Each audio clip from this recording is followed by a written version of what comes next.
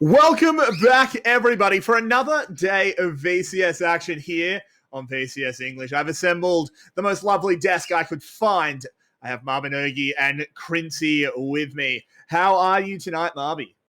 Yeah, it's been a long day, and gonna have a couple of series. One day I'll ask you that question and you'll give me a positive response. One day. If you'd asked me tomorrow, I would have been hyped, because that thing matters. 𝘀𝗀cie, how are you? The table. I mean, if you want a positive answer to the in general mechanics, maybe you just need to ask someone else than 𝘀𝗶𝗶. For me, I mean, the day has not been that rough so far. I mean, the day just started for me, so there's not really much to say about that. Either way, I'm looking forward to these two series here, with maybe Team 𝘀𝗀 winning their first series, and it is the last series of the whole split, so better start late than never, right? Yeah, exactly. If they win this one, they can go into the off-season undefeated for a week. That'll be nice, won't it? As you said, it is Team 𝘀𝗀 versus 𝘀𝗶𝗀, as 𝘀𝗶𝗶 was alluding to. I gave her some trouble, but I do understand. This is not a matchup that means very much.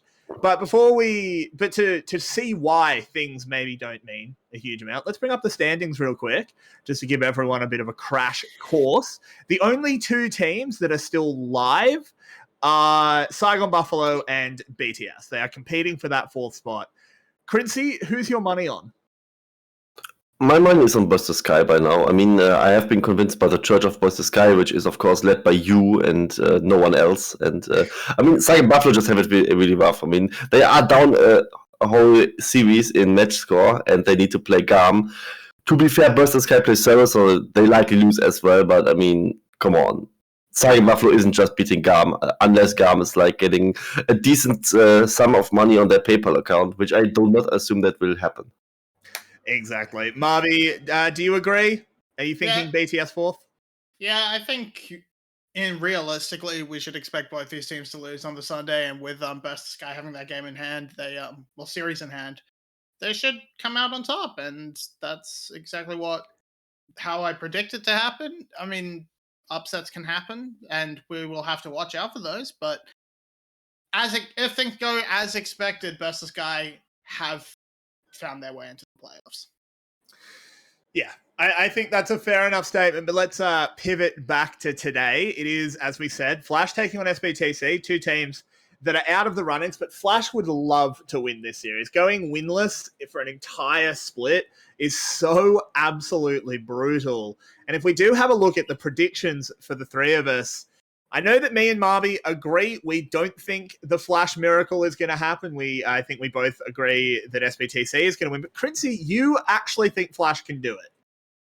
Yeah, I think 𝘀𝗀 can do it, and I mean, if they do it, I can just claim that I was always a believer in the team. You know, 𝘀𝗀 knows in our community server, so maybe he notices me, and yeah, I really just go for the sucker reward there. Either way, I've had 2-1 for Team 𝘀𝗀, because 2-0 would be completely out of the picture, because let's be real, Team 𝘀𝗀 is looking rough. But if we're completely honest, so does 𝘀𝗏𝗀𝗀. They don't really have a very good mid laner right now. They have 𝘂𝗀 there, who has looked rough overall since the preseason catches come out. He hasn't really played the Victor, which is like the most broken champion on the patch, and that makes the draft a lot more predictable. And maybe this time Team 𝘀𝗀 manages to abuse it just enough to slightly edge us the series and take the 2-1.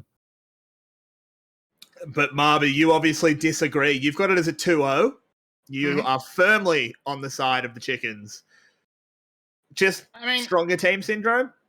A little bit of that. I mean, I didn't go and update it after yesterday's games or anything, so I could definitely see it being a 2-1 for it instead, and 𝘀𝗀 taking the game. But I think 𝘀𝗀 consistently managed to lose their leads, and sure, 𝘀𝗏𝗀𝗀 isn't a fantastic team by any means, but they're usually okay.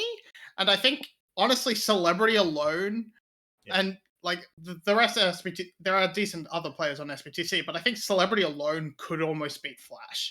Just him by himself, 1v9, 1v5ing. And I mean, unless they draft him a Vayne into a composition where he can't play again, I think 𝘀𝗏𝗀𝗀𝗀 can absolutely grab leads and 𝘀𝗀 can't get them back.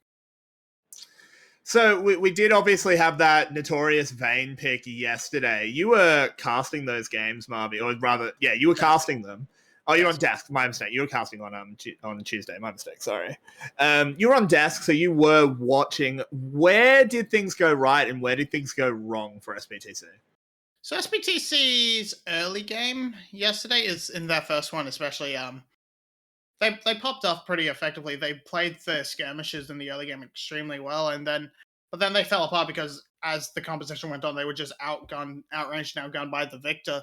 So if Flash can actually find a mid laner that's able to play these sort of range champions and put the pressure down onto Heroes limited champion pool, that's your avenue. Game 2 was a wash. 𝘀👉 were just a better team. There's nothing much I can say about that beyond Flash aren't going to put on the same level of a performance as 𝘀👉 are, so that shouldn't happen. And look, I mean, fair shot to SBTC. They have a go. They can have a go, and they've shown that they have the ability to fight early. They just are a very predictable team when it comes to their champion pool. Yeah, so 𝘀cie, going over to you, I actually perfect way for you to end that point, Mar, because it's champion picks that I want to talk about. The drafting in the VCS is always a little bit questionable, but we did point out here, you pointed it out, in fact, Hero doesn't play the Victor. Does that potentially give Flash a way into this one if maybe they can actually use mages? I mean, maybe it can just depend on which roster they use. Maybe with Yoshino mid and Marcus in the top lane, it actually would be a lot harder to do. Maybe 𝘁𝗵 plays the Victor, which could help, but also maybe let's like some Victor top lane angle for either Marcus or Yoshino, depending on who plays there. I wouldn't actually hate to see it because I think going with the Marcus Yoshino lineup might be like their way to win the series. And I think maybe like that's an angle they either just practice it so they have this one advantage against SBTC because they likely won't have it. And we just now get into the draft if I'm seeing here correctly. And it is actually Yoshino in the mid lane, so there is a chance that they actually take some advantage of Hero in the mid lane. And we see 4 top players in this match, so I'm all up for it to see a great top lane matchup in the mid lane. And I think Yoshino, no matter who he plays up in the mid lane, he is very individually skilled. I think he has what it takes to abuse Hero a little bit here, no matter what he picks, actually. I think putting Yoshino in does deny the sort of Victor angle from yourself, though. I don't know if he's necessarily can play it. I think both of these two players have been sort of leaning ahead hard on the Rise as their mage option, and then from there, who knows? Like we've seen top laners a lot from Hero. We haven't seen too many mid games from Yoshino, but fairly sure it's just been Rise and then Belia, if memory serves. I will have to double check. Not sure we have, but 𝘂𝘂 being locked in for Flash as a first pick.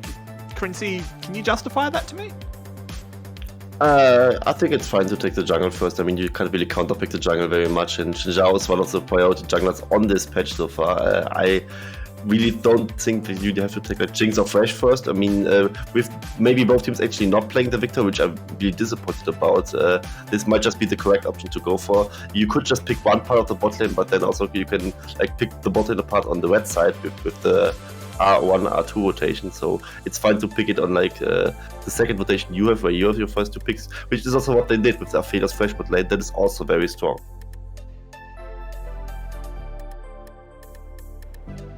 As we move in to the second ban phase, it is going to be top laners targeted out here by SE. Marby, what are you thinking so far? I imagine the next attack angle from Team Flash rather is to hit AD carries. I wouldn't even be surprised to see a Jhin ban. You've got enough damage on the Gwen and Rise that in theory you should be able to get away with just with running that sort of that champion and I'm going to be honest, range. If you push them off Jhin, they have no options left for an AD carry with anything resembling range, and you get to control zones extremely well with the 𝘂𝗃s. I mean, Tristana is still available. She ends up. Yeah, yes, it does. Celebrity plays a lot of Tristana. He's played it in the past. Does he play at this split? That's a good question. That's a very good question. Does anyone play Tristana in the bot lane in the split? 𝘂𝗃. 𝘂𝗃. True. There have been some 𝘀 bot lane games. I think saw a few of them at the start of the split. Either way, ADKs available would be like the Jhin would be available. I think we have seen a lot of Ezreal coming back, especially yesterday. So maybe Ezreal is still an option. It also works kind of well against the Aphelios because you can really make use of the range disadvantage the Aphelios would have there. They go for the Leona first, and just one of the comp with the AD carry last. So maybe there's some angle for that. What I'm worried about is they.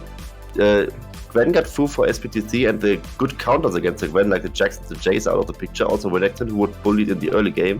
And I'm not confident into Marcus picking up maybe like Gnar and absolutely smashing that lane in the early game. So maybe this Gwen will just be unstoppable come mid game. And it will be the Gnar, but I really like what Marcus pulled off so far, but it usually has been on either Gwen or Jax himself, and not looking too hot on the Gnar recently, if I remember correctly, so I'm a bit worried.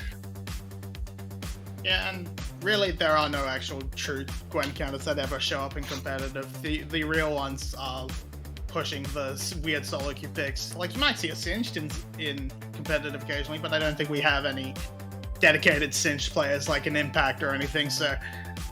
Yeah, that's your Gwen counters gone, really. Not going to make too much headway with the Gnar, I don't realistically think. And yep, there's the Jhin lock-in. It gives them a bit more options in terms of flexibility, a bit access to the fight from range, so they don't have to worry as much about getting completely zoned out of the fight, which is important. That has been a big weakness of teams as we've, over the last few series, not just from SBTC. We saw a disastrous comp from Cerberus that they still somehow won with, but against all odds. But without range being able to get in there on an AD carry, it really hampered their progress throughout that game. So I don't mind the Jhin here in the sense that you need someone who can actually walk up and shoot things from a distance. Yeah, I agree. Look, I think the Jhin makes sense compositionally. I don't necessarily like it on SBTC, though, just due to how good Celebrity's been. It is his best champ, statistically. Statistically, sure, but I like him on carries. 𝘀cie, I'll go over to you. Which comp are you favouring, and what do you think of both of them? This is kind of sad because I think the comp from T-Play is actually pretty good, but I do not think that Yoshino will play a great Vex and that Marcus plays a great Nas, or something that I'm kind of doubtful about. So I think SPTC just had it based on that comfort factor alone. And Victor got completely ignored in the whole draft. And if you are putting Yoshino on the mage, you might as well put him on the best mage that's currently on the patch, I think. But of course, Vex makes sense. Vex is also very strong on the patch. You can maybe get some resets going on if you land good on Mega Gnar. The mid-game teamfight window is really strong for the side of Team Flash. Also, like some late-game insurance is there with the Aphelios. So I actually think the draft is pretty good, but SBTC probably on more comfort, also very strong lanes, especially against Celebrity and CBL, might just smash away the Aphelios Fresh lane with the range advantage and also the potential all-in with Jhin Leona. So I think it will be rough at the first game for Team Flash, and SBTC likely takes it. Fair enough. Marby, do you agree? Do you think SBTC will actually get on top, or do you think this could be Flash picking up a game win? I think a lot of it does depend on how Hero ends up playing this mid-game. By the same token, you can say across the way and how Yoshino actually performs on Vex, but Hero, he can play the Rise on a purely mechanical press-the-buttons level, but his decision-making around Realm Warps and things like that are a bit suspect, and this leads to him getting caught out, getting picked off. Can Flash punish him quite as effectively as we saw 𝘀cie do yesterday? Maybe, maybe not.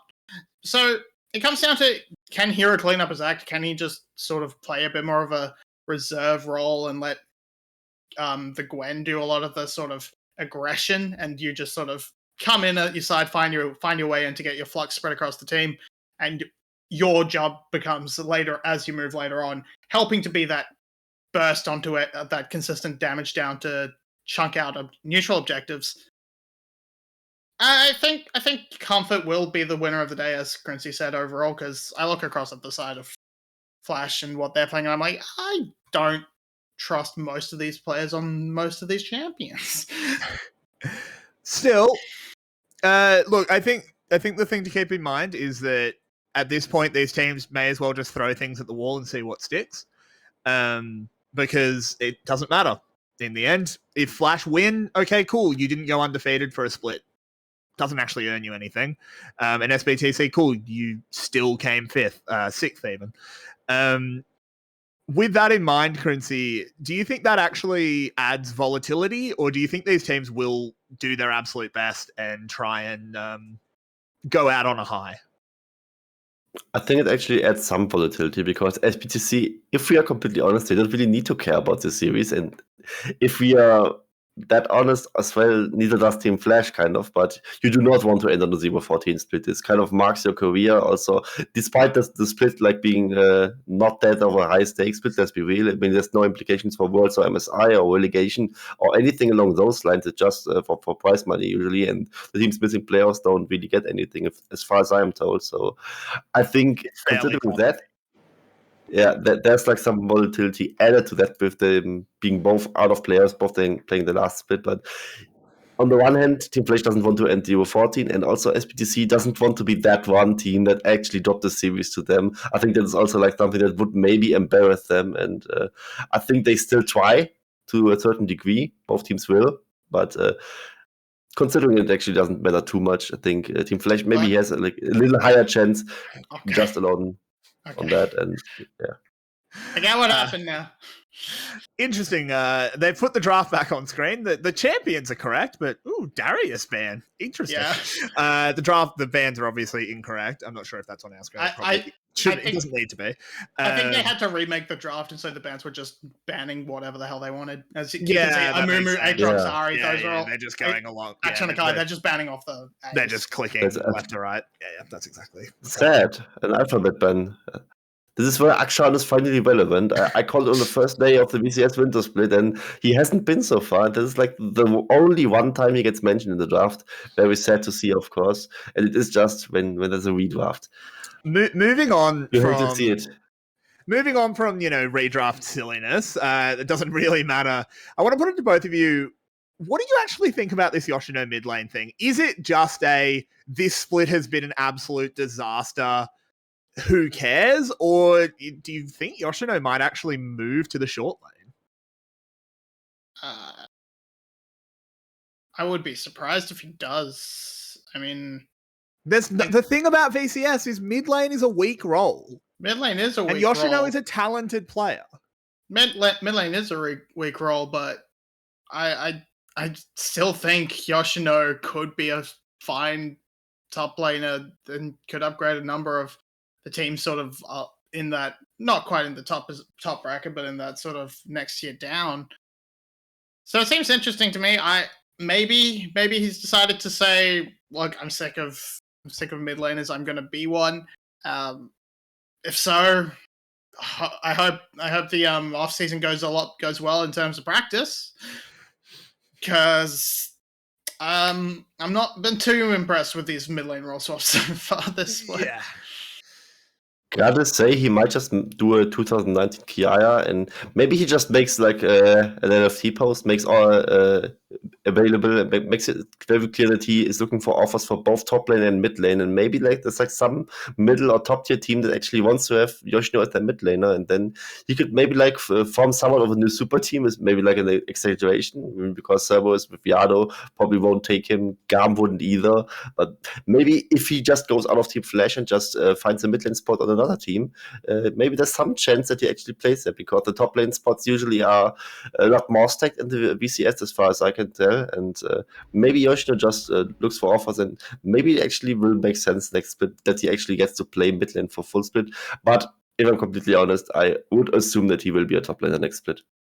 Yeah, I mean, honestly, this split has been a bit of a shame from to watch for Yoshino. Like, we know, look, the mental's not doing great, but he was an elite top laner, right? He is the only player currently playing on the Flash team that was part of the legendary 2020 Flash lineup. He should have gone to MSI, and he should have gone to Worlds. And I always want to point this out, he should have been in groups at Worlds, not play-ins. But now he's languishing on a 0-13 team. Yeah, it's a tragic story overall, but individually you sort of look at where he is, and he doesn't scream from his individual play that he belongs on a better team. He's been performing okay, but he hasn't been transitioning it. He's been playing hyper selfishly and not actually getting like absurd leads with this selfish playstyle. So it's rough. It's rough when you look at the history. It feels bad when you look at the history, but focusing on the split and even the year as a whole, kind of, it's not been the greatest showing from Yoshino, and I don't know. I think this is more a Piglet thing than a dedicated role swap. Anyway, SBTC win. Goodbye. All right. Well, okay. See you, Marby. We'll talk to you again before the next game, because we are heading on to the Rift. Myself and 𝘀cie will be bringing you all of that action as onto Summoner's Rift we go. Teams just posturing at the moment. Potential topside play, but nothing should go in here. 𝘀cie, where are your eyes drawn in this early game? In this early game, I'm really looking forward to see what they can do to shut down 𝘀𝗀𝗺 here, because 𝘀𝗀𝗺 has looked great on the Gwen in general, and also, I mean, Yoshino knows himself because he had this one great Gwen game at the start of the split. I think it was against Team Secret, where he didn't end up winning, but they ended up almost winning, and it was on the back of his Gwen. And Gwen is a scaling monster, but a very weak early game champion, so I really hope that they abuse the Gwen matchup a little bit more. This is a very tricky matchup, I would say, because actually does not win the first few levels. Then come mid-game, he actually smashes the Gwen, is much more impactful in teamfights. Real potential Mega also can use the mini range advantage a bit better. But come level 11 and the further levels, where Gwen is like 1 or 2 items and gets to scale some more, she actually starts winning again. And really, like, there's no sure. back. If that had been the Ignite Gwen, Marcus is dead. So not the greatest start. So, to be fair, he has flash, but he would have maybe been able to even use the flash there, despite the team he plays for being named after it. But yeah, this just shows that Gwen, despite being weak early game, still can abuse level 1 a little bit against Menina, because Menina is very squishy and with the snip mechanic. And by hitting the 2 damage cone of his Q ability, he can do a lot of damage to him. And it maybe will stabilize on its own, but if not, this will be very rough for Team Flash, because the Gwen will just outscale Nina and become a side that nobody on the side of Team Flash can really answer. At least you do still have the explosive playmaking potential from the Gnar, but let's have a look down here as 𝘀cie moving in, tags up 𝘁𝗵, who flashes away immediately, but he's going incredibly low, burning from the Ignite. Can they get the last auto attacks? Well done there. And now hook under tower. They want to get onto this Lee Sin. There's the snipe coming in from the Jhin. 𝘀cie incredibly low, managing to stay alive for far longer than he should. Here comes Yoshino arriving on the Vex. Hits the Mistral Bolt. Celebrity will get hunted down. And it comes out as 3 kills for Team Flash. And one and over chase on the side of SBTC. Yes, they get their first blood Celebrity with a good snipe onto 𝘁𝗵 there, but 𝘁𝗵 played this in general so well, aside from maybe not sidestepping the last deadly flowage on his own. He actually manages to survive as long as he could. They also used the Guardian Shield to even take some the Ignite damage from the CBL very well. Then he just hits the hook under turret to really force 𝘀𝗵 out there. He manages to get away at first, but with the TP cavalry arriving, Marcus and Yoshino both TPing bot side, they managed to clean up 3 kills there, and Marcus, who had a rough first laning phase, was really looking forward to having like this. And you will see the play again. 𝘁𝗵, look at how long 𝘁𝗵 survived here, and then he hits the hook onto 𝘀𝗵 and at the perfect time. Yeah. And Celebrity, I mean, if he doesn't let that snipe, this is a 0 for free trade for SBTC and absolute disaster for them. And it might just be disaster for them anyway, let's be real, because now Marcus, who had a rough laning phase, gets some takedown gold here, is maybe fine against the Gwen again. To be fair, Gwen also took like some time farming here, maybe even got a turret plate. She didn't actually. And Marcus just now got a kill, is in a better position considering his lane. Yoshino with a kill is not nothing you want either. And Celebrity CBL, the one lane you are supposed to like to play around, is now behind against Aphelios Fresh lane, which is also a recipe for disaster. Yeah, it's a bit of a disaster as well. The only kill you got went onto a Jhin. Not bad for early skirmishes, but hardly something that's going to pay off in the long run. It does look like they want to just have another go, though, 𝘀𝗀𝗺. Xin Zhao's on the right side of the map. Is he going to actually read this and be able to respond in time? This is tricky.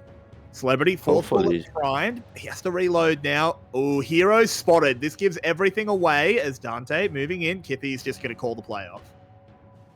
And that is a smart decision because 𝘁𝗀 for once had the flamethrower to like soften up the wave a little bit, so there is not an easy dive possible from the side of 𝘀BTC to like tank it up the turret aggro with minions taking them over for most of the time. And also he had Gravitum, which means he could very likely land a snare onto turrets there. And with the flash going around, you can have very decent CC chain there. And Dante would have been there a few seconds after that, so diving that would have not been a good decision for the side of 𝘀BTC. And now here we see another hook. Yeah, they're actually coming in. There's the lantern to get Dante forward as well. This Xin Zhao should be able to get the last knock up. CBL knows how this one goes. Buys a little bit of time, but it's irrelevant as 𝘁𝗀 puts on the cosplay and picks up a kill. Yeah, 𝘁𝗀 with his first kill of the game, and this might just translate into the Dragon as well. I'm looking forward to see what Dante's doing, and he actually goes for it, which is something I really like. Was a good lane gank. You can use the Fresh Lantern there to pull the Xin Zhao in. Also, good hook by Artie once again. And it will be the Hextech Drake, I think. We are on 11.24, where it got buffed a tiny bit from 5 ability haste and 5% attack speed to 6 of each of them, which, of course, let's be real, it's not like the greatest difference, but it's just something that is nice to have within your kit. You feel less clunky in every champion you play, and yeah, like maybe that tiny bit of ability haste is the difference in the team fights between getting an ability up again or not getting it up again, and this might just be very relevant depending on the champion you play. I mean, yeah, the individual value of the Hextech Drake is fairly low. But what it does do is allows Team Flash to focus fully on the mid lane as Hero is getting knocked up. He's getting taken down. Dante with his second kill of the game. And this is not looking good for 𝘀BTC. There could be an outfit. Marcus might just... Oh, we missed the trouble. The hop is already down. There's the flash. The needlework coming in. Snip, snip. 𝘁𝗍 takes the kill. And I think maybe we see even a replay that it was very clutched by 𝘀𝗀. He stepped north, so Marcus would miss the hop onto the Gwen model, so he doesn't get a double hop, and like this he had to flash, and despite flashing he still died there. Otherwise he would have covered twice the distance with his hop ability and maybe even gotten out there. And this was a really fine play by 𝘀𝗀. If he really did this there, or if it was maybe just some bug going around, or 𝘀𝗀 missing it slightly. But here we see the replay of what happened in the mid lane here.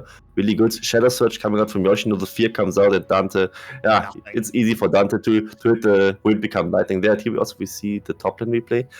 Focus on what 𝘀𝗀 does here against the Minina. He sides it upwards.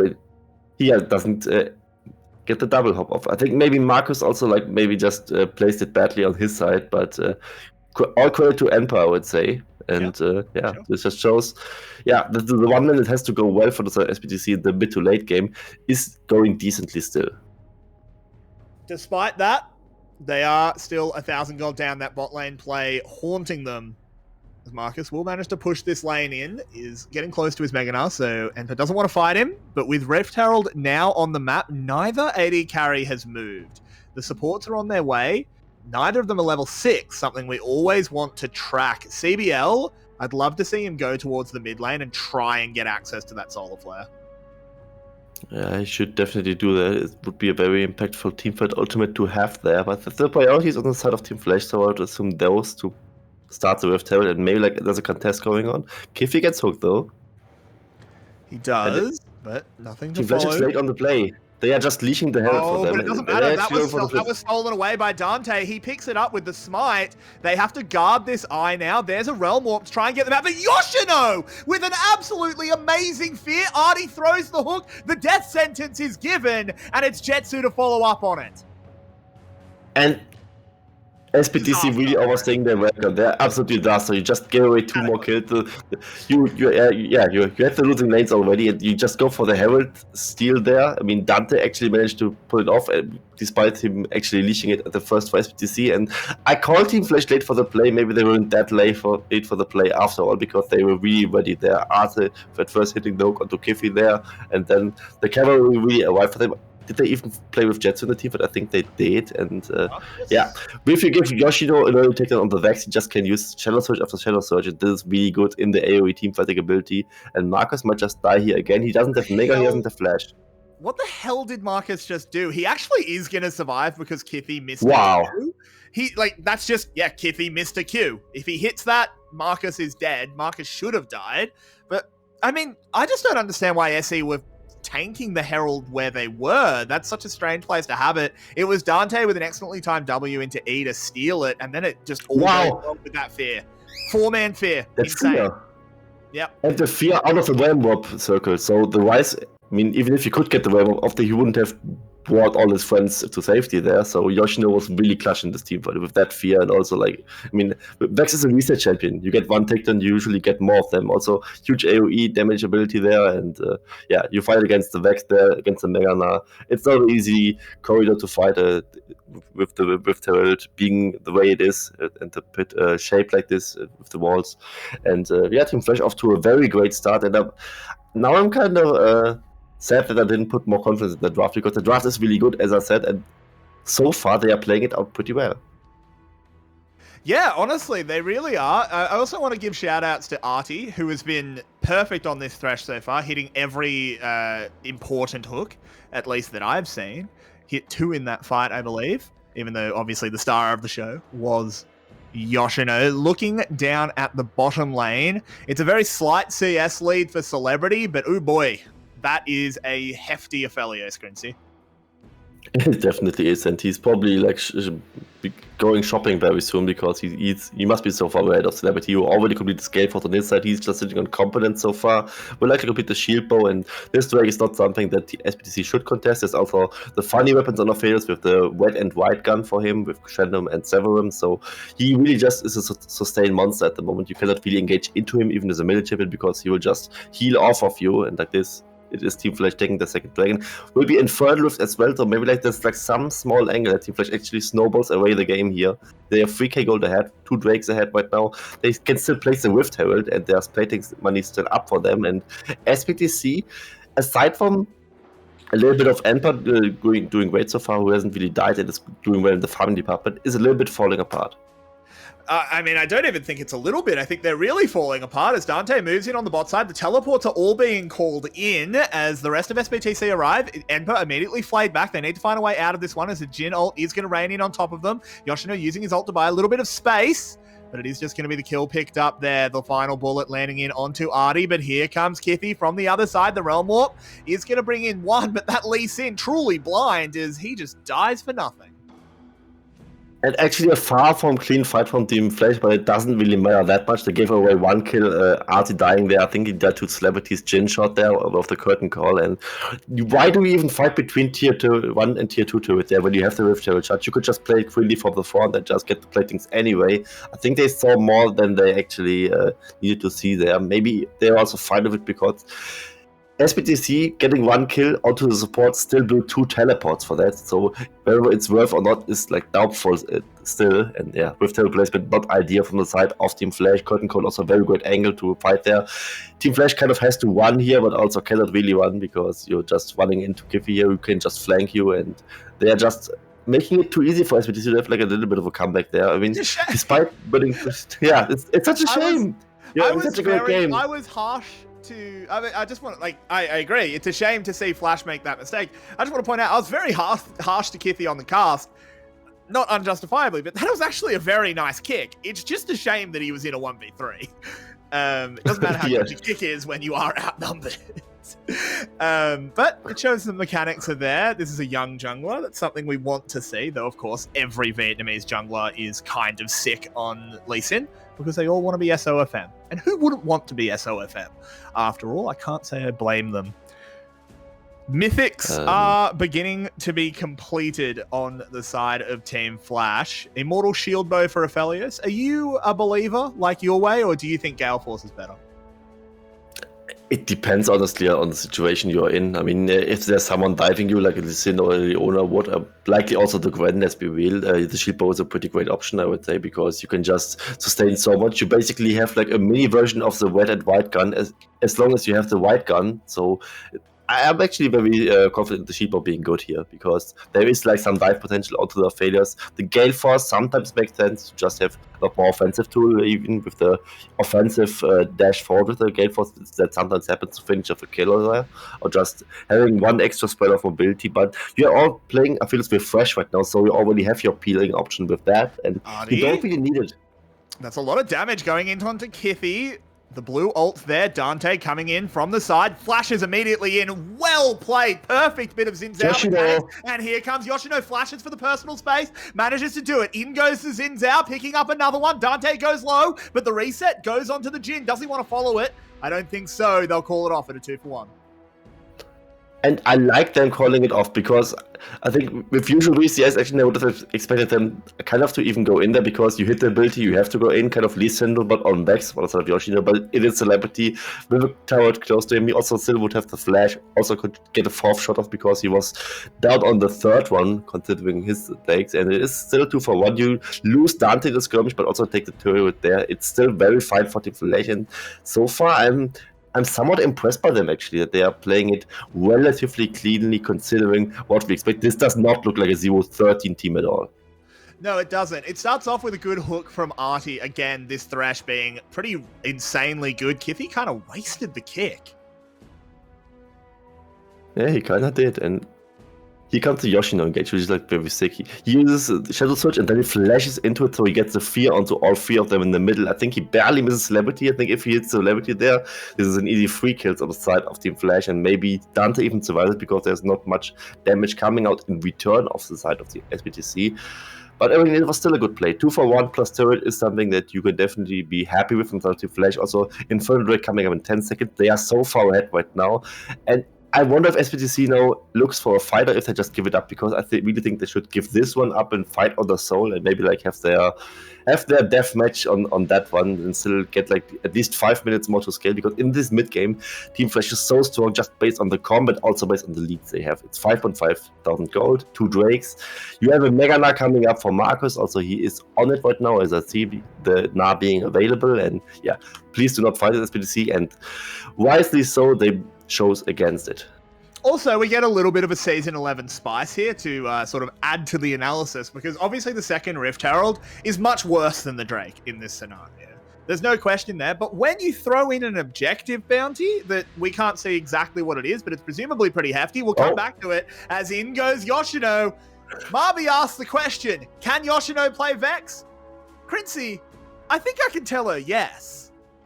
Yeah, the answer is yes, and Yoshino, I mean, just now we see why maybe the Victor was ignored. He actually defaulted to the Vexer because, I mean, it's just such a good reset champion. You're such a strong mid-game champion as well with the whole comp. Like, this Team Flash looks like they've drafted themselves to an identity. It might just not be the best identity you can have on the patch in general, but at least they have a plan and stick to that, and that is what I like of those bottom-tier teams, that they at least fight somewhere into the game. Maybe at least get on the scoreboard on the end of the split here, and so far it's looking good for them. I wonder if they can keep their composure and manage to close out the game, but it's looking very good for them. I mean, there will be a soul point fight in 4 minutes, and this will likely be where Team Flash is all on 2 item power spikes, while SBTC likely will be on like 1.5 items overall. Also, Gwen not really online at this point of the game. I mean, Emperor played as best as he could. He hasn't died so far. He has some decent farm going on for him, but that's basically all he has, and it will be very hard to even kill 𝘁𝗀 in any form. It is a 𝘁𝗶𝗹𝗀𝗀 with a flash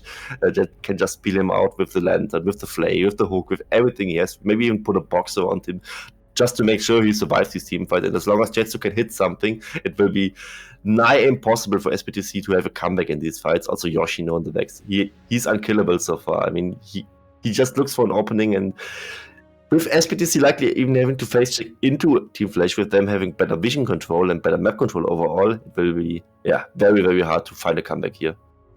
For sure, and this is the kind of thing we really have been waiting to see from Flash.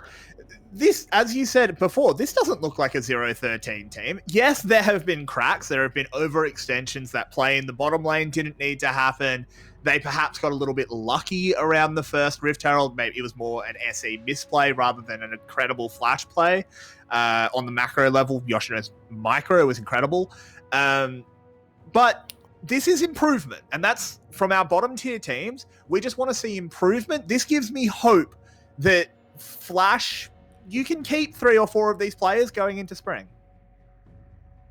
Definitely so. And Yoshino, maybe he can still like make an LFT tweet and like ask for mid lane positions, because I mean his Vex is looking on fire so far. His Vyse looked okay, I would say, and the other main mid lane champions, let's be honest, they haven't looked too hot for him.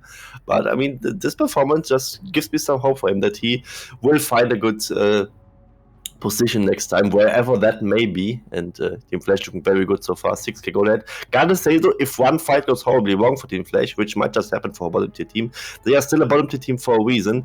Objective bounties are there, bounties comeback mechanics in the game in general are there. Infernal Drake for SBTC would be very great to have. Also, maybe like there's like some angle that you just trade the Infernal Soul for Baron or the other way around, and that might just be the way back in for the side of SBTC. And also, one point is there, if you get an early Soul, there will also be a very early Elder usually, and if you manage to flip that away, which could happen in the VCS, it may just end in their demise, and SBTC is not out of it yet, despite it looking very, very grim. It's very true. Yoshino and Dante moving in, trying to get vision control around the Baron side of the jungle. Makes sense. That is the next objective to begin to think about, aside from that Infernal Drake in a minute. You said that SBTC need to fight at this last Infernal Drake. Obviously, that is true. You can't just give up Infernal Soul. You may as well FF. Do they have the items to really do it, though? Actually, I addressed this earlier and said they will likely just be on like 1.5 items, while Team Flash is on 2 items. 𝘀𝗶𝗶𝗀 actually is on 2 items, and it's just Hero that is like really struggling and 𝘀𝗶𝗀𝗀 really struggling. But I gotta also say, the 𝘀𝗀 cosplay is like on 2.5 items already. He's like far more accelerated than I even expected him to be, and I think he might just have to give up this Infernal Soul actually and hope for the Elder, because Team Flash is just that ahead right now. Vision Control actually, it doesn't look that hot for Team Flash despite being so far ahead, and this is something I need to criticize them for. It should be way more one-sided in the Dragon River right now. Infernal Drake is coming up in less than 20 seconds, and your positioning is also like not the most ideal. They are getting for mid priority now, which is kind of late, and I think a top team would have been way more clean with this, and maybe like this is one thing that SBTC can abuse here, but it should still be very heavily favored Team Flash. Also, 𝘀𝗀 has the correct affairs weapons for a good team, but here he is on 𝘁𝗶𝗀 and he has the wet white gun, so good luck against that affairs, because he will be a weight boss.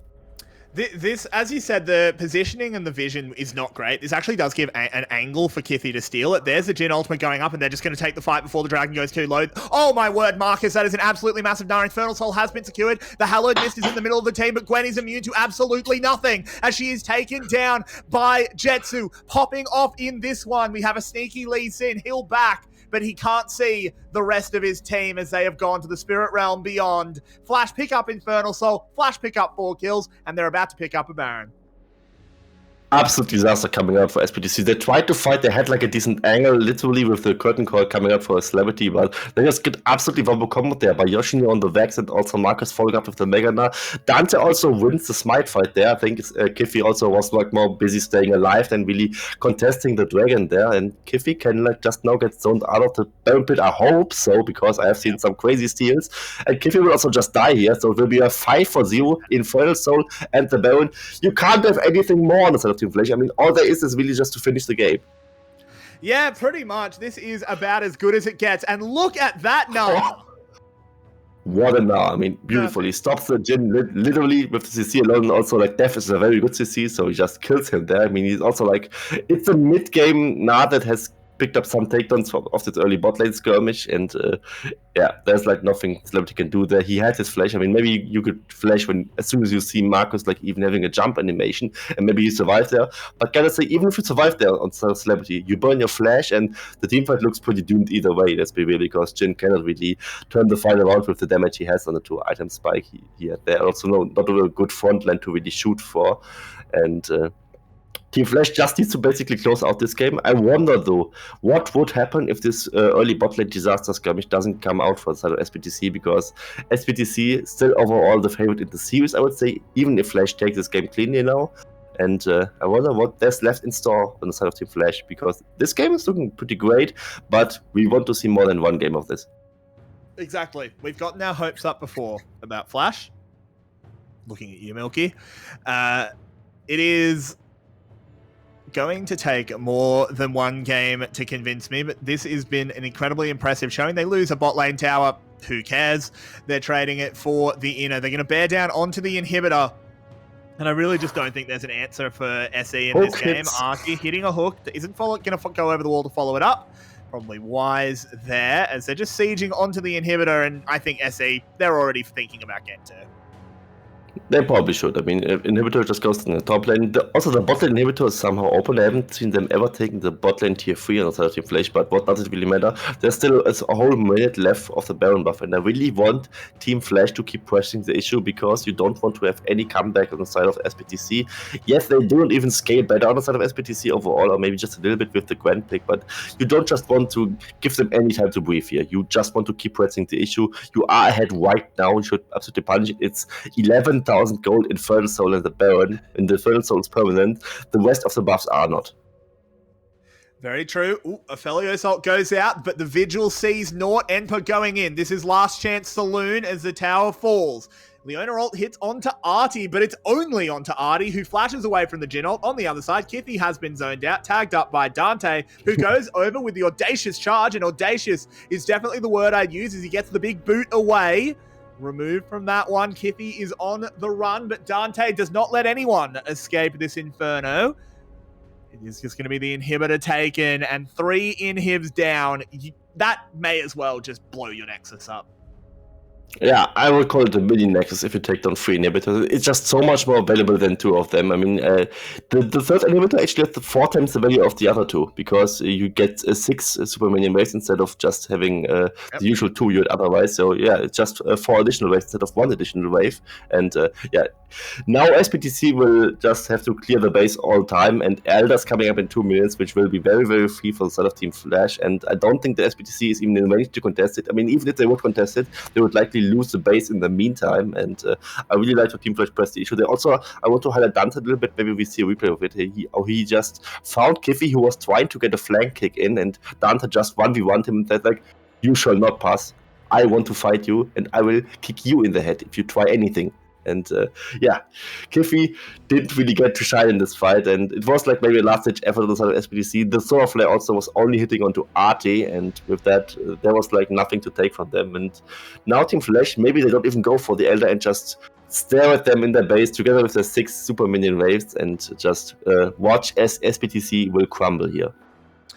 Yeah, and I am always a stickler, Your Way will tell you, for not letting Elder Dragon spawn. I've had quite a few kvetches about that, and I'm really happy with what Team Flash is doing. They're not waiting for Elder Dragon. It's only 50 seconds away, but they don't let it spawn. They don't give them that last chance, and here's the final fight. 𝘁𝗔 is getting dove on by the Gwen, but it just doesn't matter, because look at all of the damage the rest of the team can do. Yoshino, Dante, everyone on Flash are on fire as they take down the chickens. They take down the Nexus, and Flash, that was the cleanest game you've played the entire split. Very good performance from Team Flash. I really like the draft already from them, and also Yoshino kind of proved me wrong on the backpick. He actually he can perform on it. Marcus also on the Gnar had like some rough phases in the early sections of the game where he like almost died level 1, but aside from that, very good Mega Gnar ultimate coming out from him. Also Team Flash with surprisingly good macro, and they really reward themselves in this first game, and I want to see more of it. Well, to see more of it, we are going to have to wait a little bit, as we've got about a 7-minute break coming up. We're going to then bring 𝘁𝗶𝗶𝗀𝗀 back, get her opinion on Game 1 before we see if Flash can win their first series, or if SBTC still has some fight in them. Don't go anywhere. All the action will be brought to you live on VCS English.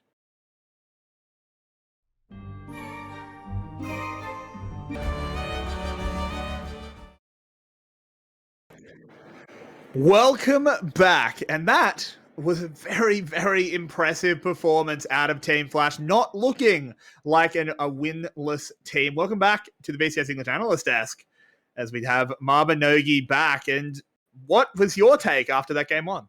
That while Flash didn't look like a 0-13 team, SBTC certainly.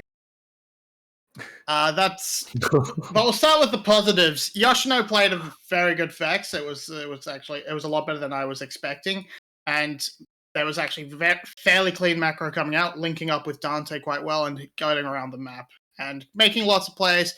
Very good. Unfortunately, I mean, having a lead makes that easier. How they got that lead is where we go into the negatives, and that is all on SBTC being the greediest people I've ever seen. You don't flash early on the Jhin to get the to secure that the kill on Thresh. He gets to walk away under tower and put you in a dangerous position. 2 teleports come down from the side of Flash. No response. Cool, you've just given up the game. Congratulations. Good job, 𝘀PTC. What the hell? I mean, look, 𝘀PTC definitely didn't have the best game ever, but I don't want to focus on that too much. You got to remember, this is a meaningless game for 𝘀PTC. It's not actually play. Okay, fine. I don't disagree, but it makes sense that they're not necessarily the cleanest ever. I want to focus on the positives of Team Flash. 𝘀cie, they looked revitalized. They definitely did look revitalized, and I really like to see more of it. As I mentioned countless times in the cast, really good draft from them. We weren't confident in the champion pick they had because Yoshino is a top laner. His Vex shouldn't be that good, but it kind of was. It was pretty decent, and gotta say, 𝘀PTC didn't make it too hard for him. It's also like a fair angle for that, I guess. And I really like to see Dante more in the 𝘁𝗏𝗃. I think this is one of the picks where he hasn't looked awful on, and he's like a Wookiee jungler, so just start with one pick that you can play well and then branch out to the others later on. You don't really need to impress me with a deep champion pool in the first bit. It's not like what we're going for here. I just want maybe to put him back into 𝘁𝗏𝗃. He can perform in the pick, and play towards a clear plan, draft towards it, and execute towards it. This is all I need from you. I don't want Team Flash play the best meta comp. That's not what we ask from them. But just take one of the next 2 games, if there are 2 games, and you would be on the scoreboard. And this is all that Team Flash plays for right now. And maybe 𝘀PTC gives them another chance again. It's possible. They might, but I'm not necessarily convinced of Team Flash quite yet. It's just one game against a whole lot of others that we have seen throughout the split. 𝘀𝗶𝗶, do you think they can do it again? If they put up a performance like they did last time, I definitely think they could. This is the team. Well, I mean, it's the only team left. But if you had to pick a team from the standings to have your last chance against, this would be the one. With Secret on the rise and 𝘀PTC falling down to match. Yeah, Yoshino has stepped up massively. The Vex looked actually really good. The Rise, not so much, as we've said. So this was a surprise. And the big thing was they actually linked up. The team worked together. We didn't see Dante getting picked off alone as often. We didn't see Arte just wandering around, not doing much, or just sit parked in the lane next to his AD carry because he didn't know what to do. We saw them working together, going from lane to lane, making these pressure plays around the map. And sure, 𝘀PTC probably could have responded to some better, but the fact Flash are making them is a good sign, because we've seen a lot of early leads for Flash just go out the window because they overcommit to a poorly set up Rift Herald or a poorly set up Dragon. For sure. 𝘀cie, how does 𝘀PTC bounce back into this one? Obviously, play better forehead is a good answer, but is there something in the draft to do? Was there any glaring issues that are easily fixed? One thing that the German VCS casters like to bring up: not Jhin onto your best player. Like picking something with agency that's actually scaling pretty well, and no Jhin for celebrity anymore. The draft wasn't awful, but it was awful for 𝘀PTC, I would say, because they weren't drafting towards their strength, and I want to see celebrity on an actual DPS carry, and Jhin just isn't that. And other than that, I think the draft was overall fine, but please some more agency for celebrity. And within the game itself, if there's a double TP coming towards you, you just react to it better, and what they just brought in game 1 was not enough. For sure. 𝘀𝗶𝗶, what do you think about Team Flash? Do you want to just see them pick basically the same comp, or do you think they need to pivot things a little bit? I mean, you can basically run it back. I mean, I would like to see... there are different picks I would put in if they're available. Like if you could grab a Jax instead of the Gnar, yeah, grab that. But by the same token, the Gnar worked out absolutely fine for you. And so I think run it back as best as you can, but don't be shy at going for upgrades, of course. For sure. Where are you looking in the early game? Obviously, maybe don't have the skirmish in the bot lane.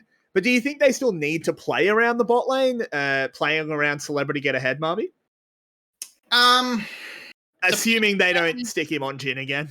Yeah, it depends. I want to see more priority for him in the draft. That way he doesn't get pushed onto the Jhin as much. He can actually go for something like the 𝘀𝗻𝗺𝗀 and take that away from 𝘀𝘀ci𝗰𝗶𝗹𝗀, as they're on the blue side now. So they should be able to, like, they might not be able to grab first pick on the AD carry because I don't think they'd want to actually dedicate the real first pick to it unless the Jinx is open. Yeah. But Jinx or Caitlyn. Yeah, I think playing towards them is fine. You could also try and push into Yoshino. I think if you can try and drag the junglers away from the bot lane, I would most of the time say Celebrity and CBL should win that on their own, which would lead me to say, yeah, attack the other parts of Team Flash, which aren't as strong on your side. So I would be looking to dive mid lane, try and get Hero into a position where he can just get rolling, and it doesn't matter if he makes as many mistakes because he's fed. Well, Flash is going to immediately have to take changes as Xin Zhao and Vex have already been removed. What a statement that Yoshino now draws Vex bans on red side. I mean, who would have expected that coming into the split? And I also like from the side of SBTC that they banned the Xin Zhao. I mean, I said a couple of times that Dante should play the Xin Zhao if he gets a chance for it. And of course, on the other side, this is a competition. SBTC should not make it easy for them, and with the Xin Zhao, but they certainly didn't. Now, of course, with Grace being taken as a first blue set pick, they can just go 𝘀𝗻𝗺𝗀 fresh again. I mean, they also could have got Jinx fresh, which I might have preferred here, but 𝘀𝗀ci played so well in their 𝘀𝗻𝗺𝗀s, and SBTC looked a bit clueless how to play into 𝘀𝗻𝗺𝗀s, so might as well take 𝘀𝗻𝗺𝗀s again. Yeah, I mean, I'm honestly shocked that Thresh 𝘀𝗻𝗺𝗀s has been given up 2 games in a row, particularly how good Artie looked on the Thresh. I would have liked to potentially have even seen that first pick. It's a great pick for CDL as well. They get the Jinx. Yeah, I don't think the Renekton ban was necessary. Just throw that at the Thresh, or...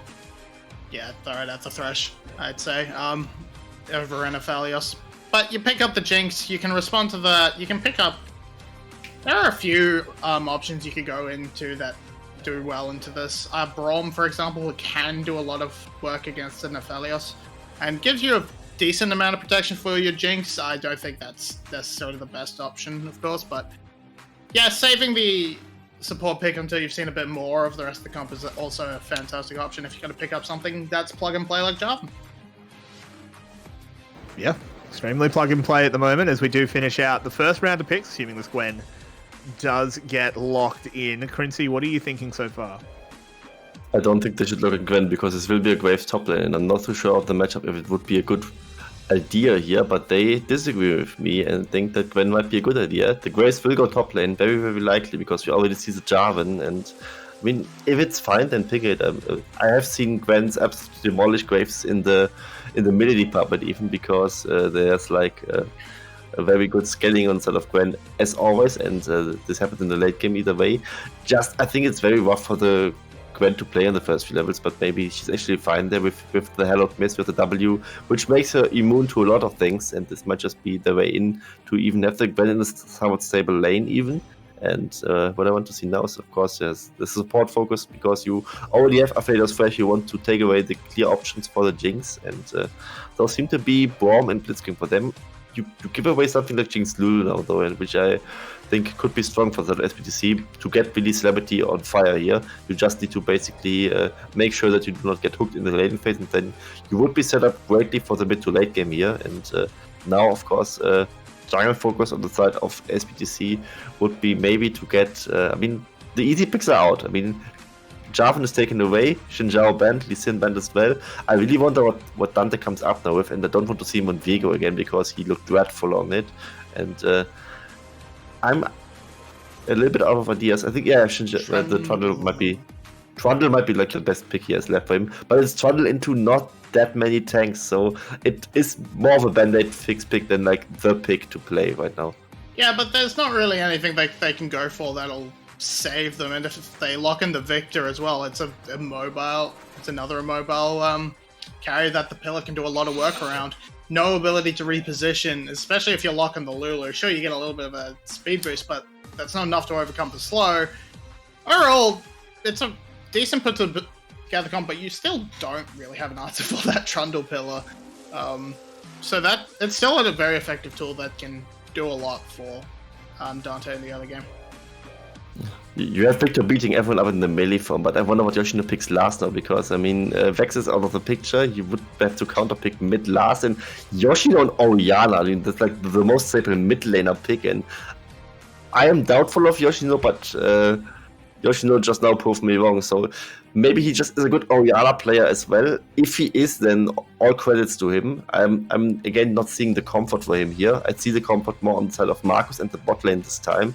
But yet again, I mean, Team 𝘀ecie with a very winnable draft. Gotta say though, you just now gave 𝘀𝑥 to 𝘀𝗶𝗹𝘀𝘀𝗀, the strong point of SPTC's draft. And they also got Victor, which is a very dangerous champion on the patch. I'm certainly, sorry to cut you off, I'm definitely looking at SE's draft and thinking it's a little bit of a kingdom at the moment if they can execute. It's not necessarily the easiest draft in the world to execute, but 𝘁𝗶𝗶, what are your thoughts? Yeah, I think...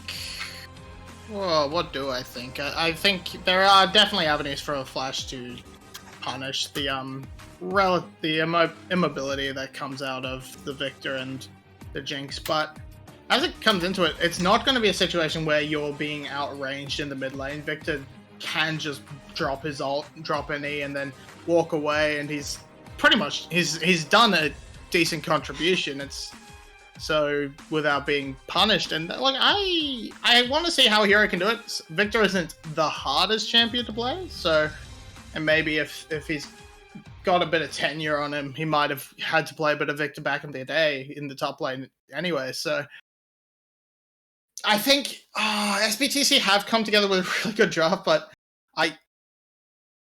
and Flash also have an okay draft. And Trundle's the only sort of slightly dodgy thing, but with the amount of jungle bans thrown at him, hey, who cares?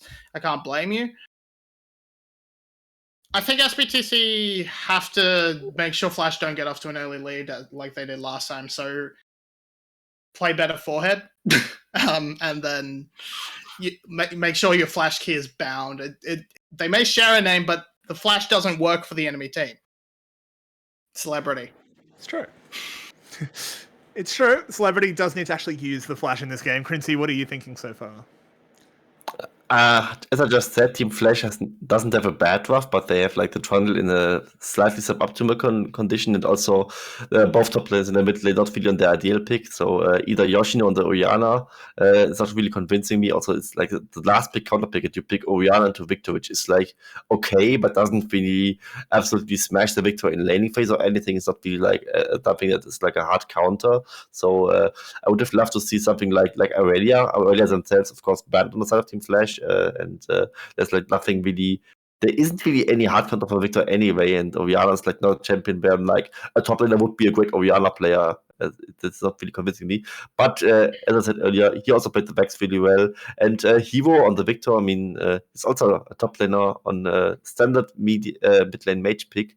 I also do not think that he will be like on the 100% pinnacle of champion mastery considering his pick. So maybe like that's a way in for Flash this way, and the bot lane is looking very scary for SPTC. I mean, 𝘀𝑥 Lulu for the star bot lane, and as long as they don't lose early too hard, I think SPTC should actually have it.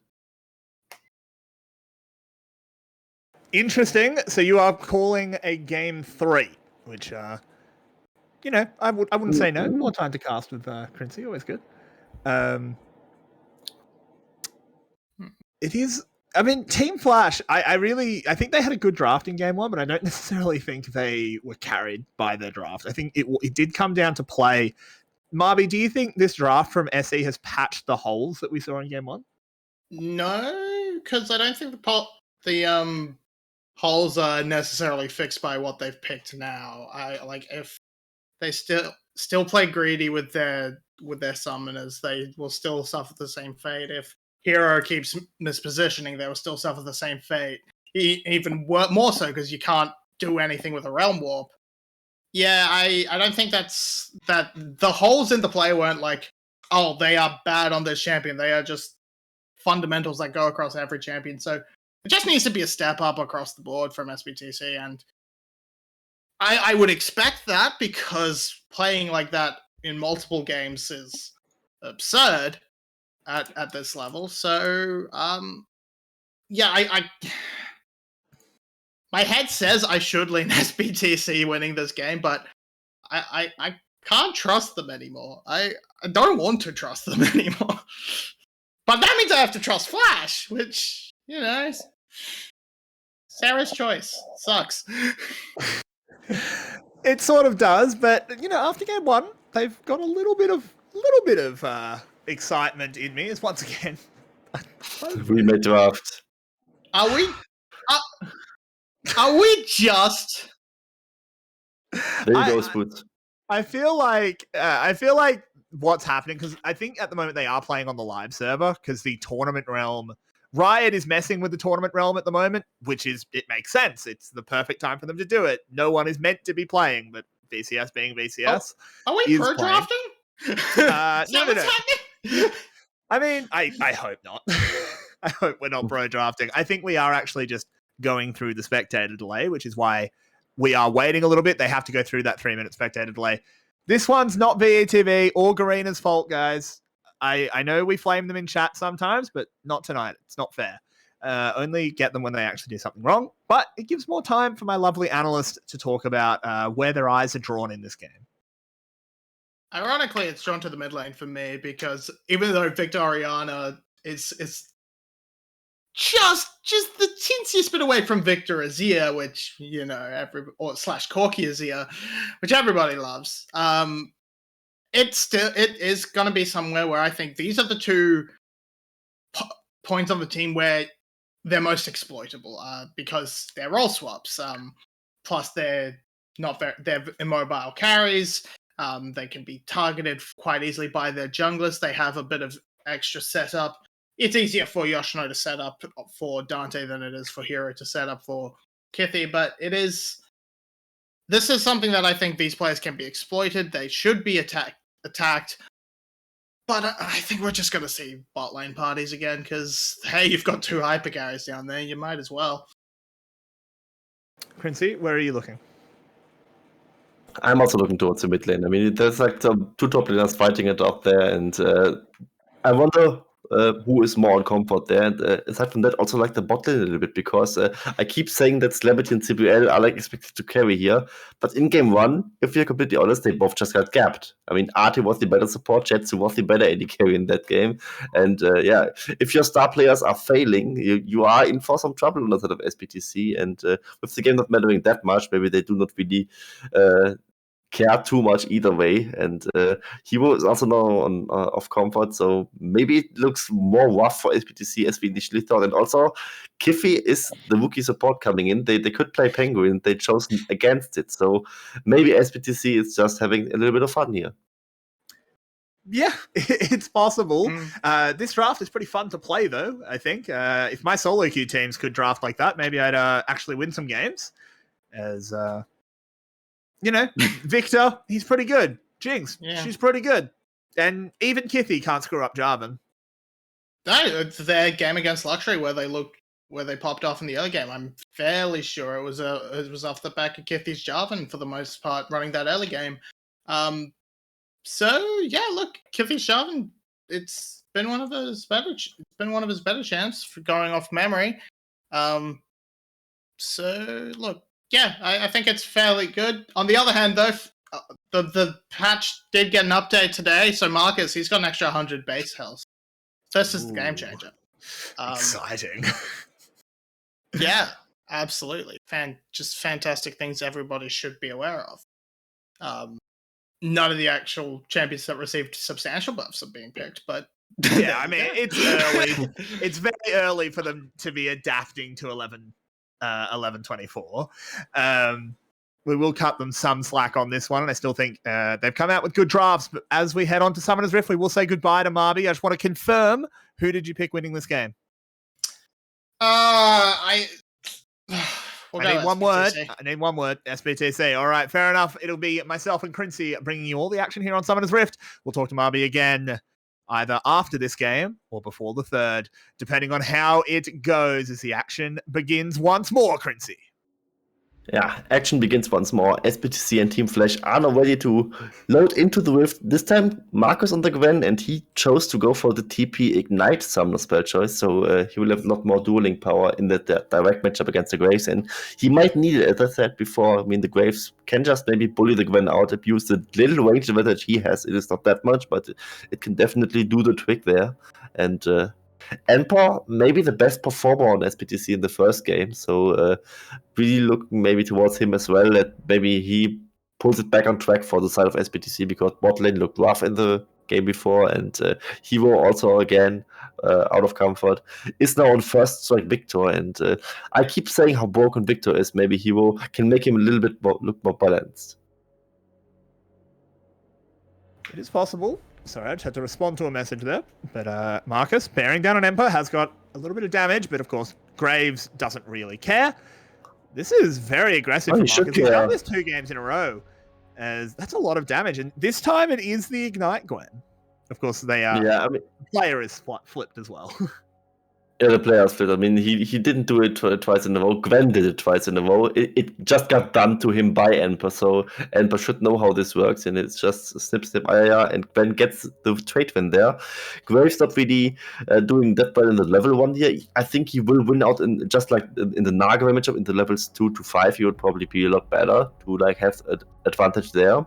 But first of all, we see also Jinx Lulu priority coming out for a 70 and CBL as we expect. I mean, range advantage you have there with the rocket launcher. Also, Lulu can do a lot of damage to the wave, which Fresh cannot really contest. And like this, you just have to give away some level 1 pressure on side of 𝘁𝗀 and 𝘀𝗀𝗀𝗀, who played very well last game, this time again on Aphelios Fresh. And I wonder how they will manage to play in the next few levels. Also, Aphelios in general, very how at level 1. Despite being such a strong champion, his level 1 is not good because he doesn't really have a spell to use, because he has this weapon mechanic going on for him.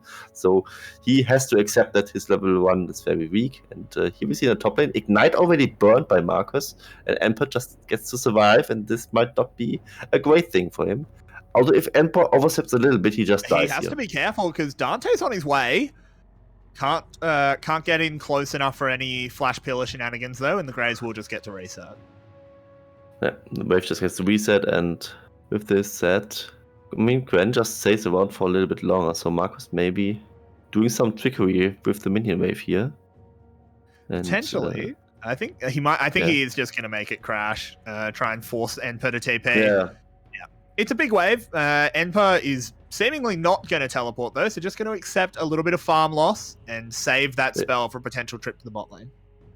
I mean, you already walked half the way. If you walk half the way, you don't TP there, unless it's like a super huge wave. It would be a little bit of a waste of the TP there, just accept that you miss a few minions. Not the end of the world for you. The TP cooldown is very, very high, so you wouldn't really like it either. And Yoshino is struggling in this mid lane matchup, and I had like this distinct fear that he cannot really play the Orianna too well, and here with the 𝘁𝗀𝗀𝗀𝗀, maybe with the dive. They're coming on in as 𝘁𝗀𝗀 going low, has to flash away, but there's the follow from the 𝘁𝗀𝗀𝗀, but first blood goes over to him regardless, as Lulu has a tango with the tower. 𝘁𝗀𝗀𝗀𝗀 will walk away, get stunned up by the gravity field, but it doesn't matter, as that's just a 1-for-1, but the Aphelios gets first blood.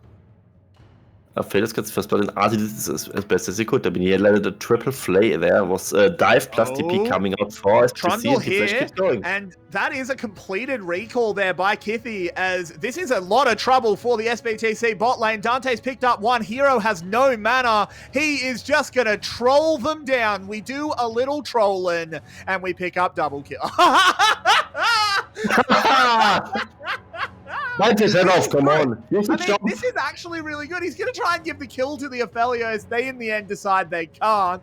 Oh, my word. What an absolute dirty, dirty play. Yoshino now on the top side, getting smacked with the flag. Has done a lot of damage. Marcus. Over the wall goes Graves. There's a flash away, but it doesn't matter, as 𝘁𝗀𝗀𝗀𝗀 will claim back a kill, as Marcus has to run. Marcus has to run. I mean, he doesn't have a flash, doesn't have a Thunder spell in general, and Dante just keeps going. He's really having some fun in the bot lane. I mean, why so not? What circle of hell are we on, 𝘀𝗀𝗀𝗀𝗀? Dante just taking them down. And I was stopping Dante and his throttle pick this time. They had 2 buns against him, picked the 𝗀𝗏 away from him, so he doesn't really have an easy way out, but he just picked the easiest way out he could have. He just auto-attacks people to death, and it works. It's the 3rd kill of him in the 6th minute. He's the 𝘀𝗀cie jungler coming in. To be fair, this time he also plays against the 𝘀𝗀cie jungler, but Dante has been on fire in this game so far. I mean, I really liked how they used him in the gank earlier, where he came for the return, tried to even give over the kill to 𝗀𝗃 there and 𝘀𝗶𝗹𝗀𝗀. We all knew he didn't have a flash, and he even makes it easy for them. He just face checks and tries to go for the Crux there. I mean, he tried to spot Dante there, and yeah, he did spot Dante there, but that wasn't good news for him at all. No, it certainly wasn't. As Flash also add a dragon to their spoils. The Horde looking very, very glorious at this stage of the game, though they are only 400 gold ahead, despite Dante's theatrics. Definitely so, and the bot lane is going toward for 𝘀𝗰𝗶𝗹𝘀 yet again. It's a very small CS, which is of course maybe still the result of the one gank they had, and also the stronger level 1, level 2 thing they had going on with the Jinx Lulu there. And 𝗀𝗃 again off to a strong start, as well as Dante. Only 𝘂𝗀 needs to be salvaged this game a little bit. I think this is like where the cookie might crumble on the side of Team Flash, because 𝘂𝗀, he might just get relegated to becoming a shockwave bot this game. Last game, he was like the arguable MVP of the game overall, with the Vex having like great shadow searches, but this game, I mean, he's also, I mean, he's even in CS, he has 1 death, but so does Hero, so maybe also not the end of the world. Gotta say though, Victor probably scales better overall than the Orianna, but I mean, being a good shockwave bot might be all they need, actually. Very possible. 𝘰𝗏 using the Lantern quite smartly there, scaring away 𝘀𝗏𝗃 bot lane. They are just going to get another crash in, and with the collapse coming from 𝘂𝗀 and Dante, this is a huge wave for 𝘀𝗏𝗏 to miss, and it's going to be more platings onto Unofficial. Of course, very great. Do you even call that a gank, or is it just a good rotation from them? I mean, that's not really a gank coming out from him, but really good to deny the whole wave, get the turret plating money onto 𝗀𝗃. Yeah, just a map move. Really good showing here from Dante yet again. Another wave cracks into the turret. This might just be another plating, and 𝘂𝗏𝗏 manages to shred them very quickly here in the top lane. Another ignite burned, and 𝘀𝗏𝗏 gets chunked, and the Graves is not doing too hot into the Gwen, and I doubted the matchup at first, but Gwen apparently seems to be somewhat fine, and later on the all-ins won't get easier for the Graves, I dare say. It is true, this Graves struggling, and as you said, Gwen is a scaling beast. It does not get better, as Marcus may well become the center of attention as this game goes on, if Dante ever wants to give up the spotlight, that is. And I'm not sure why he would. Aphelios farming up well, has the Noon Quiver equal with the Jinx at the moment. It is about to get unequalized with Jinx taking it back. But so far, looking good. I don't think he's going to go to the Herald. I think we're about to see a Shelly bargain, 𝘀𝗀cie. I think we are.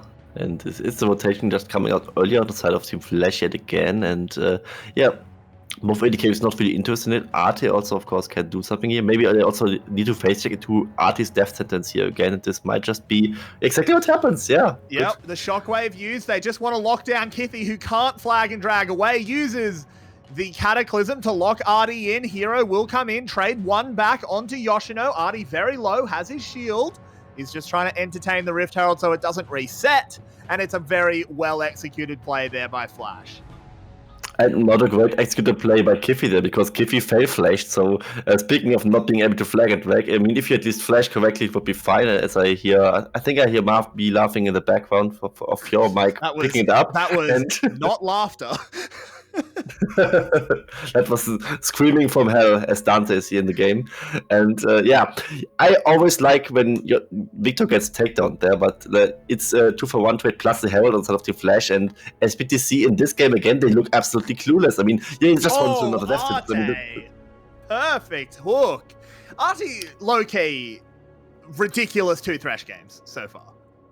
He could just remove the E from his name. It's just art what he's delivering this past 2 games here. And yeah, Team Flash they look like a changed team, and they didn't really change anything. What's kind of surprising me here. I mean, they just now break up the bot lane with 𝗀𝗃 being alone there. 2 players are still left there, and also mid lane is getting cracked. Only really the Graves is doing okay right now. Is he even dead? 𝘰𝗏𝗏 with another hook. Cute Hex Flash play. looked cool. Didn't really achieve anything, but as I said, it still looked cool. And but look how much gold this will be, this will be first turret bonus, plating bonus, and just turret bonus in general. He just got a his solo Celebrity kill? screen. Oh, he did. Oh my word. Gale Force offensively, nice. I mean, at that point, like, just disconnect Celebrity. Like, you just got completely destroyed. Do you even have a chance in this game if 𝘁𝗀 can do that to you? I'm not sure, because that was incredible. And, I mean, this 𝘀𝗀𝗀𝗀, it's definitely a full moon. It definitely is, and I'm really sad to see Celebrity's retirement. He just doesn't know it yet, but 𝘁𝗀 just retired him. Either way of that, game is completely falling apart on the side of SBTC. 3k gold lead now. I mean, they just got... look what 𝘁𝗀 just got in gold. I mean, it was a solo kill, it was first turret bonus, it was plating bonus, and the regular turret gold with local gold ending up on it must just be, for him personally, like a 1k gold swing right there, and Bitter was also doing great. The mid lane T1 is just on a sliver of health because of the hero charge earlier, and this will also fall, so Team Flash will just go into the mid game with a 4k gold lead, and I don't think SPTC will have an answer. They also are on the Victor, a pick that I usually like to praise, but it will be weak in the mid game. A play from 𝘬𝗿 to buy a second of time, but it's not going to matter as the rocket lands. That is going to be a good pick, but can they answer it back as 𝘁𝗀 Gale forces forward and answers back? Team Flash trading up again. Yeah, trading up again. 1-for-1 there, and also Celebrity burns his Jinx rocket, which is not like a big deal in the great scheme of things, but also something you maybe want to have. Also, 𝘁𝗀 used both his summoners there. And was he the one dying? I think it was 𝘬𝗿 was the one dying, right? So that was just something he burned in the 1v1 earlier, I think, and or just in the fight just now to survive. He flashed out of the Cataclysm. Don't want to take the risk with that. Yeah, true. Fine. And Marcus going low. Yep, it's no okay. Flash on Marcus. Yeah, he just lives on the turret. Good stash away. He will escape, but Jinx will manage to pick up a tower plate or two, at least getting some gold to try and catch up to the powerhouse of 𝘁𝗀. We did see the Chemtech Drake added in, and he picks up another local gold worth of another tower worth of local gold, I should say. Team Flash, where the hell was this all split? This is a Team Flash that won VCS like a little bit more than a year ago, I think.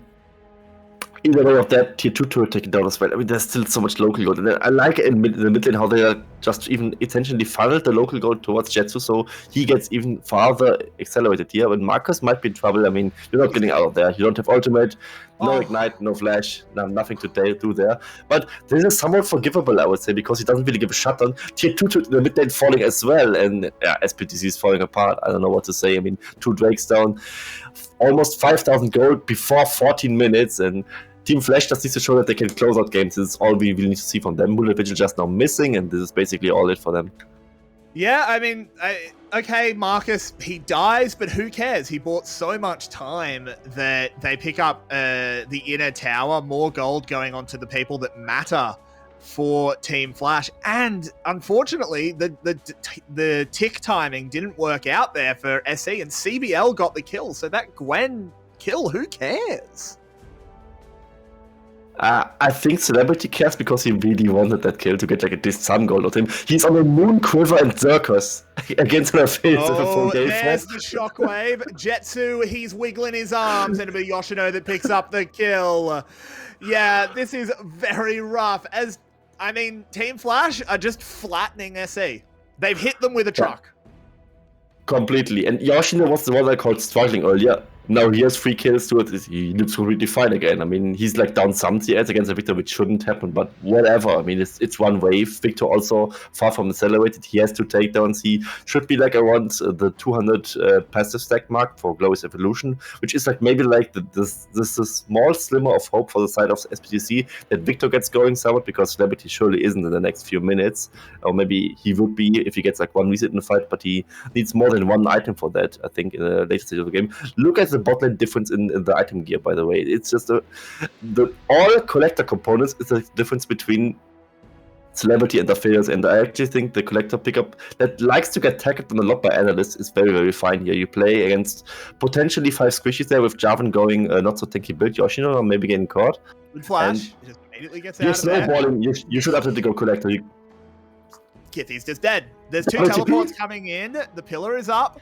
The ball is in place as 𝘀𝗀 has to immediately quick draw away. And all of Flash is up on the top side. They've got Gwen coming in from the back. 𝘂𝗶𝗹 will spot her. Do they want to go under this tower? I think they'll just move to the Rift Herald. I really hope they do, because they really don't need to rush it here. I mean, I like them pressing the lead very well, but you can also do it with the second Rift Herald. Actually, second Rift Herald, when you're that far ahead, is pretty decent, because you tend to either win skirmishes or just force the enemy off of the turrets anyway, and then you can do a lot with that ability, with the Herald taking over a decent big chunk without platings being there. The resistances are gone, so you can almost one-shot in tier 1 turret there, and this is likely what they're going to do in the top side there. And yeah, 𝘀𝑠BTC doesn't really have an answer right now. It's not really coming into place for them. Also, next Drake will come in 1 minute. If you do not use the Herald charge right now, you could also like delay it a little bit and use it as a distraction on the next Drake to force 𝘀𝑠BTC into another bad decision. But they can just also, what they are doing right now is immediately using it, one-shot the tier 1 turret, and maybe even get another charge on the tier 2 turret. And 𝘀𝑠BTC is really looking to stabilize, but they can't really find a way in. There is no way in. They're trying to stabilize a collapsed building here, 𝘀𝗀. They need to condemn it. As a bit of poke coming in, Rift Herald will get a second charge, chunking out the inner. And it's gone from bad to worse. The chickens are looking deep fried. And Flash just need to come collect their tendies. Yeah, they definitely do. And I want to see the items on Marcus now again, because he must be at that point where Gwen is very, very stabilized in the game on her own. I mean, even when ahead, you need to like have a check on this, because Gwen doesn't really have that strong on the early game. She should be on like the 2-item power spike by now, with the Rift Maker done and the boots are done for her. Likely like the second item, which would maybe be a Cosmic Drive or Nashor's. I've seen a lot less Nashor's tools recently, and right now 𝘀𝑠BTC tries to rush down the Drake, and I think they should not be allowed to do that. Dante's also in the pit. He can just walk in and steal it, or maybe even force a fight, and I think forcing a fight would be very horrible for 𝘀𝑠BTC. He has the ball on him. There it is. Yeah, he slides it away. Nice. He beats 𝘀𝗀. Easy peasy lemon squeezy.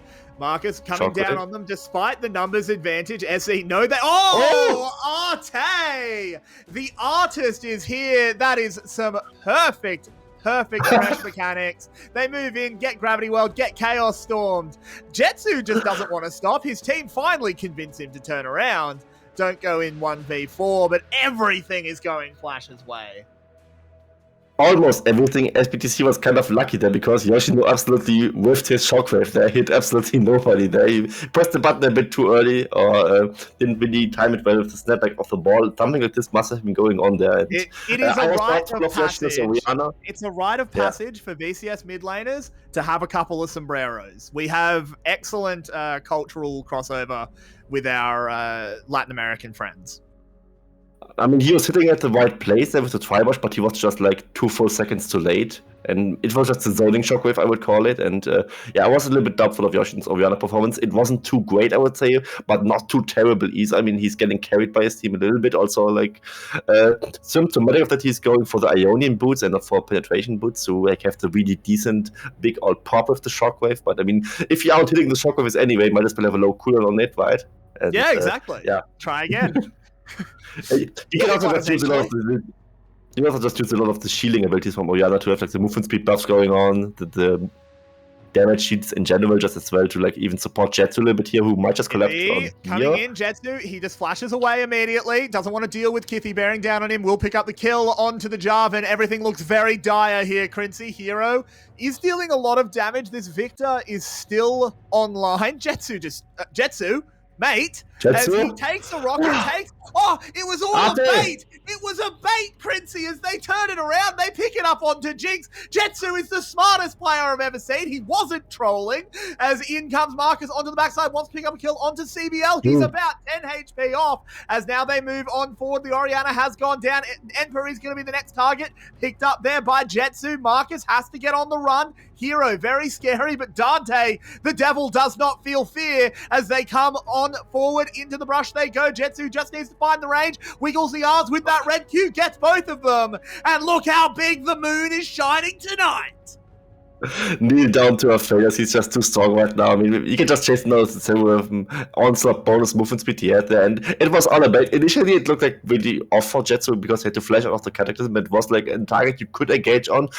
They also didn't really played the bait cleanly out because Empire actually got a shutdown onto Yoshino there, but that was basically all that SBTC was getting there. Still a huge win on the side of Team Flash. Yet again, they were 7k ahead before, now it's almost 9k gold. There will be a soul point fight in 2 minutes and will be for an Ocean Soul, which is kind of decent to have on a Nefarious and on a Trundle for sure. And I'm sure SBTC doesn't want to give it up, but they might have to, or maybe have the last stand fight at this Drake, and this might just come in too early for them, because you need to be strong right now, and you just are not in this position. Yeah. I mean, it's such a shame, because it feels like every fight, SE has been so close to winning. One or two things go the other way, and they win these fights, but none of those things went that way, so now they're 9,000 gold down. Flash is going to take an uncontested Baron, and how do you even start getting back into this? Well, they just throw 12 into TP. 𝘀𝗰𝗋 doesn't even take damage for the Baron.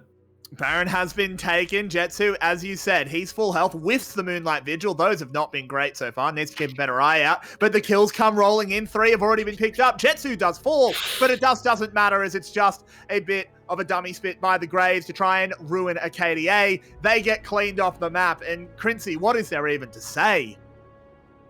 There is not much to say. I mean, they really pile onto 𝘀𝗀𝗋 today and try to steal the Baron off. I mean, it was a great Baron rush on top of Team Flash. You can really do that greatly.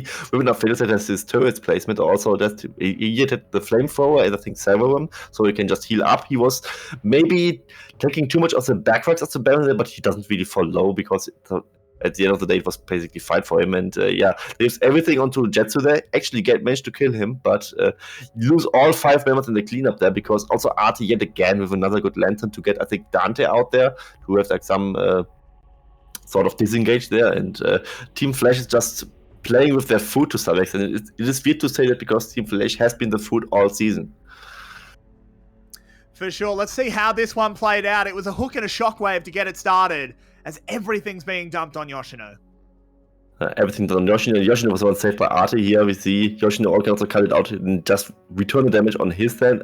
𝘬𝗏, another flash hook. I mean, he just keeps landing on those. He doesn't miss. CBL dies to it. And SBTC also is just straight up too behind to even fight anything. And now off screen, the Ocean Soul got taken down for Team Flash. And I wonder how they will try to kill the Aphelios next time, because they just need to one-shot him, I guess, when he doesn't really have the shock farm going up around him. Otherwise, he will just heal back to full in a split second just by dealing damage to someone. And I think as long as 𝘀𝗀𝗋 doesn't just fully commit to the end, he will just clean this out for Team Flash. And what an ironic thing to say that Team Flash, in their likely only season win, it will be a 2-0 and a somewhat decisive 2-0 even. This is a very, very good series. This almost looks like 𝘀𝗀𝗋 playing at the moment. Not necessarily stylistically, but in terms of dominance, as they come in they go. That is 2 kills immediately being picked up. They are just going to bear down onto the base. Marcus doing so much work in the backside.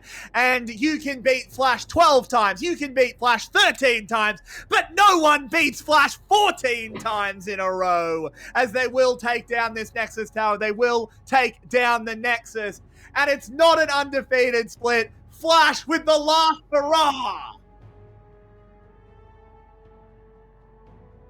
What can I really say? Flash comes up with the win at the last chance they have to. And I mean, as I said before, easy win for Team Flash. I mean, I was a little bit too humble, I would say, in saying that they would win 2-1. But I mean, you predicted, I think, 2-0 or 2-1 for Team SBTC. I think 𝘁𝗏𝗏 predicted 2-0 actually. And yeah, Web, guessed wrong. Yoshino's just too good. And especially 𝘬𝗏𝗏 is just too good for that to happen. I mean, yeah, 𝘬𝗏𝗏 played out of his mind. We're going to bring 𝘁𝗏𝗏 back in, go over to our full analyst desk. And 𝘁𝗏𝗏, Flash has won a series. Yep. That's, I mean, did they? Because surely that's not Flash. That is not the Flash I've watched for 5 goddamn weeks. Where was this? Where was this all split? Look, I mean, Dante just popping off, having the series of his life, 𝘬𝗏𝗏 smurfing on the Thresh. I mean, start again. Look, sports can play Thresh. You kind of have to sort of almost look at taking it away from them if they been rough, and then they have good performances on 𝘀cie, you're like, yeah, okay. Everyone has been maining 𝘀cie since season 3. They're good on it. Look, everything just came together. The only one you can point to, like, you can point to Yoshino and say it wasn't a fantastic performance this time around, but he was just, hey, standard VCS Orianna. And so, look, good stuff from Flash. Shame that's it. Yeah, it's such a shame that it came so late. Because, look, you can give 𝘀ecie grief, and they deserve some of it. I don't think they played well, but it was a meaningless game for them. But honestly, it didn't matter that 𝘀ecie was playing badly, because Flash didn't win because of that. They won because they played well. I really want to stress that. 𝘀cie, what's your takeaway from this 2-0? You were the only one that predicted Flash, by the way. You were the only one that was right. Yeah. Guess I'm just better now. Jokes aside, the thing is, 𝘀ecie, 4 days ago, they looked like to be maybe even in the race for playoffs together with 𝘀𝘀sky, and now just they kind of fell apart a little bit. And it's a little bit sad to see that they fell apart this much here in this series, but gotta say, Team Flash, I mean, just give credit to them. I mean, they had a plan, they stick to it. I really like the drafting game 1, especially in game 2, a little bit less so, but they had a plan, they executed on it, and it just worked. And I really like that 𝘁𝗀 performed on their failures. Failures are a very strong pick in general. That should be picked more in the VCS. We are so tired of seeing Jin and 𝘀fortune at the beginning of the split, that it got a little bit better, and we saw a lot more Jinx focus, which is also fine. But I also like to see Dante as a rookie stepping up a little bit on the trundle, because his early game was so disgusting. I mean, there was like no way for a celebrity to come back into the game. And I mean, this time, what I think is kind of beautiful is Yoshino is like the captain of the team to some extent. Then he was like left out a little bit in the middle of the split. It's like, if we are completely honest, the most prestigious player on the roster so far. And in the last game, the whole team had his back. Yeah. I mean, I want to touch on Dante a little bit more, because, yes, the early game was fantastic, getting off to a 3-kill lead very quickly. But throughout the rest of the game, perfect pillar placement meant Celebrity very rarely got more than 3 autos off in fights. And that just meant, Celebrity was absolutely useless, even though, he kind of trolled at the start by just walking face first into a trundle, and then, there's nothing you can do there. And at this point, we're looking at 𝘀TC, and the only celebrity I want to see near the chickens is the Colonel. Well, with that, it is a flash of brilliance to end a split from Team Flash. It is refreshing to see them play better. What a shame it came so late, as they will end their split 1-13. It's much better than 0-14, though, isn't it? With that, we will be going to our break. It's going to be a bit of a long one, just over an hour, before we do have our second series, 𝘀cie taking on Team Secret. See you guys then. Thank you for supporting VCS English.